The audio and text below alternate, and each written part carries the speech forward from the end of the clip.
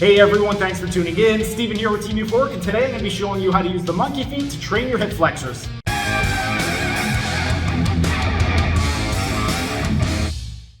This exercise is specifically going to target the deep middle fibers of the hip flexor muscles in middle range, so muscles such as the psoas major. You're going to need an adjustable bench, and you want to set it up to a 45-degree incline. And in terms of the setup position, you are going to be seated in a supine position, meaning your back is going to be on the actual bench itself. And you want your pelvis, your knee, and your ankle all in one straight line in front of your shoulder. Then, from this position over here, all we are going to do is go into hip flexion by bringing the knee up toward the sky, and that is the actual execution of the exercise itself. Now, we're going to go into a couple of common mistakes. Mistake number one is having the bench too far low or too up. If the bench is too far low, we're going to target the muscle more in external range. And if the seat is too straight, we're going to target the muscle more in internal range. If we want to target the muscle more in middle range, we want to make sure that the bench is set to 45 degrees. That way, gravity is going to be working hardest in that middle range position.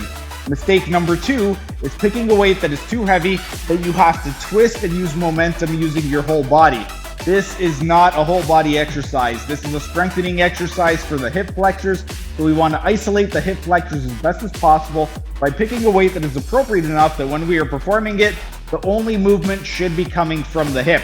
Then, mistake number three is having the leg come out too far forward or too far to the inside. If it's too far outside, what's going to happen is we're going to target more of the medial fibers. And if it's too far toward the midline, we're going to target more of the lateral fibers.